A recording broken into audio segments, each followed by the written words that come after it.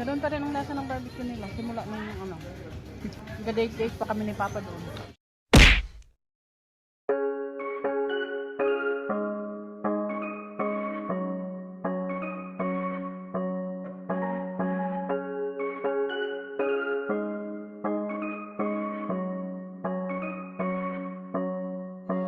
I thought it was better to wallow and swallow my pride and admit that my life was feeling so hollow and I couldn't handle it. So I called a couple of friends and a caring specialist, and I talked through all of my problems till they started to shrink a bit. Well, nothing's easy, but you gotta believe me, you'll never truly be alone.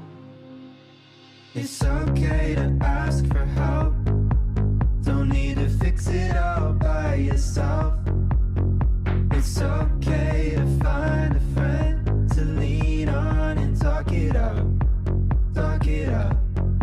It's okay to ask for help instead of holding on to how you felt. So don't be afraid to go on and reach out. I know it sounds conflicting, but being sad can be addicting. Even when it's awful, still easier than committing.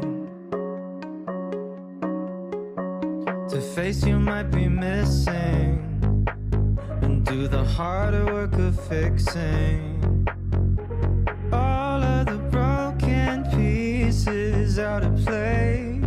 Oh, well, nothing's easy, but you gotta believe me, you'll never truly be alone.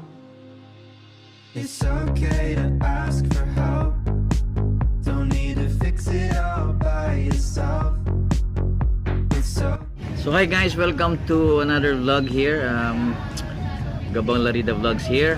Nandito kami ngayon sa may Jumont Barbecuehan. Dito sa may Heights to, no? Heights dito sa General Santos City, sa Block Zero. So, yeah, mura lang barbecue dito. Magkano isang stick? 10 pesos ang isang stick ng barbecue, pork barbecue dito. So yeah, masarap daw dito. Ito yung mga kainan namin dati nung time na wala pang pandemic. Kaso nagkaroon ng pandemic, so medyo matagal-tagal kaming lumabas-labas. So nandito yung dalawang chikiting. Nandito si Kuya Gian saka si Baby Lance. Baby Lance pa rin. So yeah, so, tikman natin yung kanilang barbecue rito sa kung ano pa man. Sa kung ano pa mga kanilang mga menus dito. Ay, ito ang pinakauna nilang pinakaunang barbecue na sa Jensen. So ito daw ang pinakaunang barbecuehan sa Jensen. Original. Sandali, may interviewin lang ako. Sila ang original na nagba-barbecue noong unang panahon pa. Single pa tayo. Diyan sa Chongson Arcade, sila yon. So, nagpuntan lang ng marami sa Chongson Arcade hanggang sa lumipat sila dito. Yung isa is nandoon na sa Diversion Road. Tapos Sila dito. Tapos yung isa nandoon sa Lagaw Man.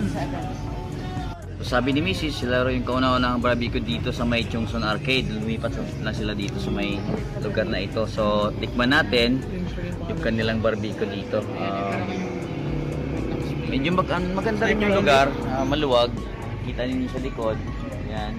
Walang ganong tao kasi nga, siyempre, pandemic ngayon, pandamay ngayon. Kaya walang ganong customer.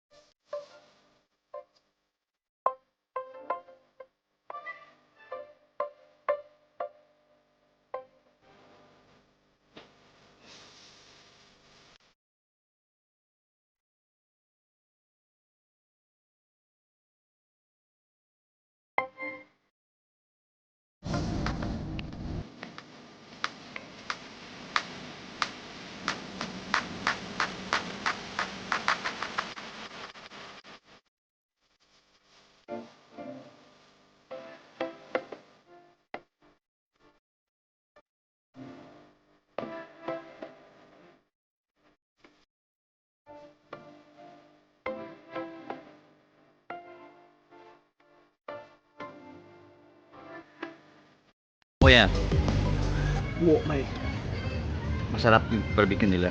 masarap pero maanghang yung ating sausawan kaya. Siyempre. 5 sili yung kinuha ko eh. Binisa ko niyan. Tapos kaliit-liit lang ano.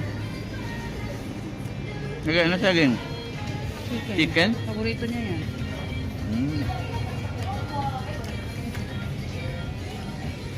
Chicken kay Baby Lance. Lance. Hindi sa baby daw. Kay mama naman, nisiralang talong. Saka atay na barbecue. Kami ni Kuya Gian, ito amin isang platong pork barbecue. Saka 6 na rice. Anim. 5 na rice pala. Bali yung rice ko isa lang, kanya yung 4 dyan.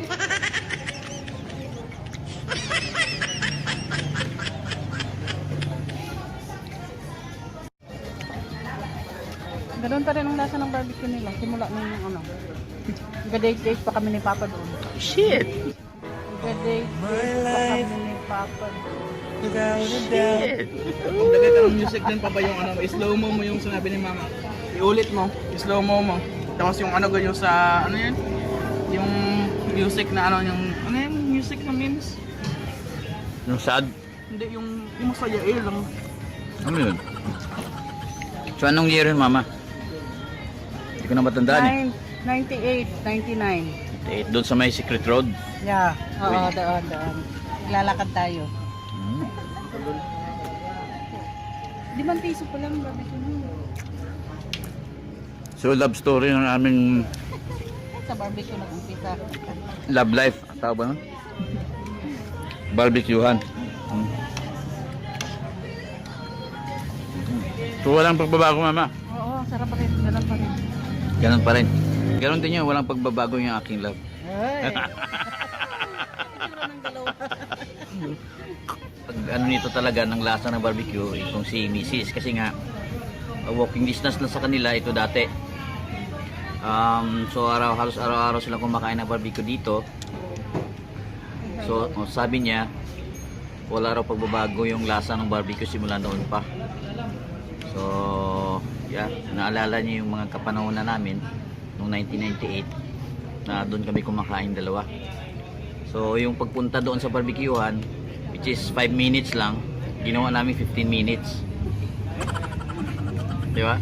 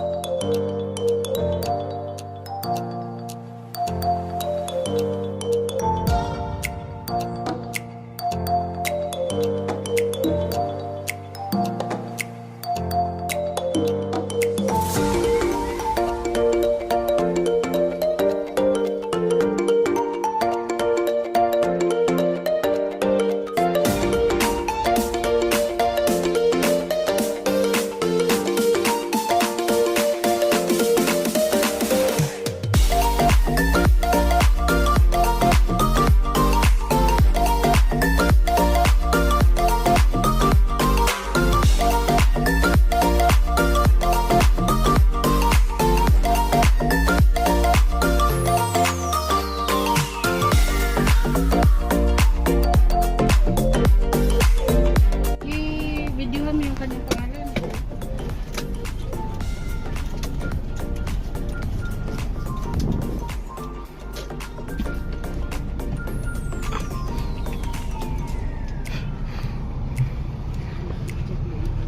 So gano'n ang gawin namin, mama, pag nag-travel kami, pag nakabili kami ng Civic. Kaya ito hindi na, ito yung driver seat nito, hindi naman pwede mababa to.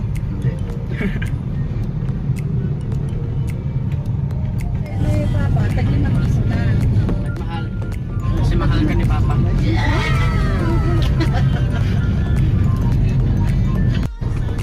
Pati yung kapatid niya na isa. Asan yung Babae. Boy pa? May barbecuehan din daw doon sa may diversion road. Hindi overexposed. Anong singin mo kanina pagdaan ng babae? Pagdaan ng babae, parang tingin nung kasi diba nag-video-video ka man. Pagingin ng babae dun sa inyo dalawa na bagay, parang what the fuck? Ay. Ang ginagawa nito, parang ganun man. Manol ba siya? Alam niya, dami ng vloggers ngayon. Malay mo, wala din ako sa sila ha.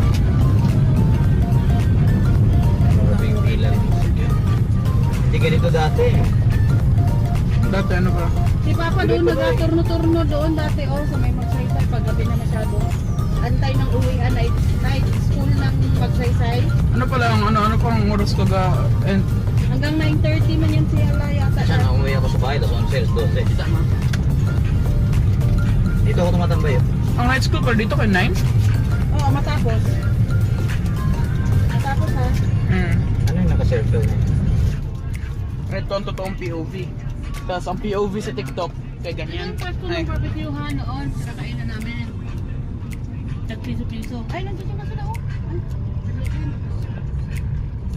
May nag-switch lang ng lanes, mama. Andito tayo sa SM, mga pare chong. Ay, sa harapan. Ano ganyan tawag niya? Ng Greenleaf Hotel, tapos Gustos. may Gustos. Andyan yung daga. Ay, Ano nga yung pelikula na yan? Ratatouille. Panoorin kaya natin SM ulit yun. movies. Pwede. Nasa Netflix ba yan? Wala, pero meron ako sa computer. Panoorin natin. Now? Nandito pa tayo eh. not mix it? Ay, Dito sa kabila yung kay Manny Manny Pacquiao Pacquiao, na gym. Gym. Nagmahal? Nagmahal sila. Pero open na sila. Ay, oo. Oo, open sila pero like nagmahal. May anytime fitness rin doon.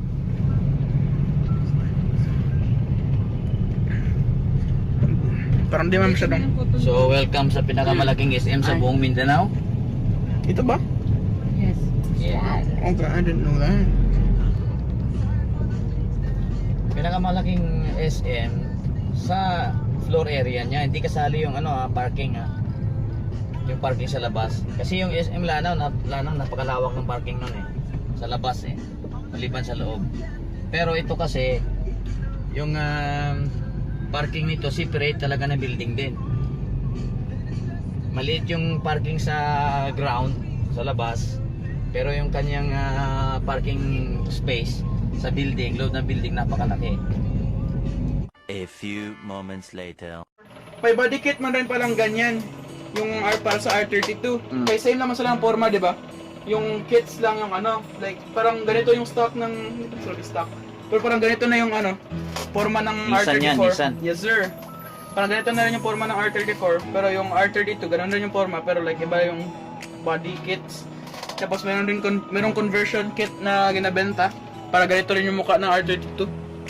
Dude. Sige na pa. Palarin mo na. Sheesh! Ay.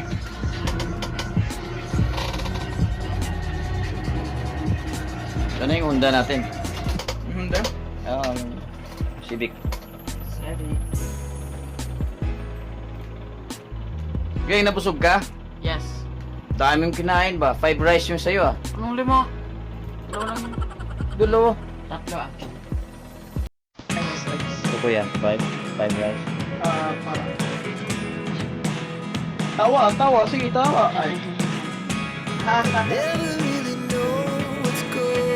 Masarap yung barbecue lang kumpara dun sa binibilihan natin sa kuya? Glans. Parang no. Sige, yung lasa ba?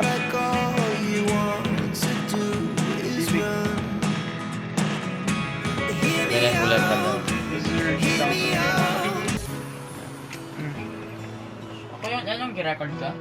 Record mo, hindi Gano? akin to. Dapat mas malaki yung orange na Kaya galing, i-photoshop ko to kanina, na-save ko na rin. Ano lang, ang problema lang kasi meron akong tricks na kailangan internet ang kailangan may internet para magawa. Wala bang internet kanina? Walang internet. Oo nga pala. So, pagkatapos na lang sa laro, i-edit ko rin to. Edit mo, gandahan mo yung yung medyo malaki. Palitan ko rin to ng type R na Yung pula, logo. yung pula yung logo. Pula ganun. Tapos yung, Pag ano yan, pakita mo yung gulong, o ganun gawin ko sa Civic natin. Yung gulong, Yan dito yung orange niya. yung orange niya, yung trim na Huwag to, mong dapat. hawakan yung screen. Huwag mong hawakan yung screen. Yung trim hanggang Kasi yan, nasa half, lang yan wala pa nga sa 1/4 inch o half inch siguro yan. Dapat nasa 3/4. I-times 2 mo siya. Oh yeah, sure naman. Ganyan ang kulay, maganda. Very good. Sorry. So, dito tambayan ko sa kwarto nila Kuya Gian, sa kanilang. Kasi nga dito, lagi silang naglalaro ng car racing, F1. Saka, si Kuya Gian, nag-edit din ng mga kotse. So, nag-edit din siya ng mga ng mga style ng sasakyan.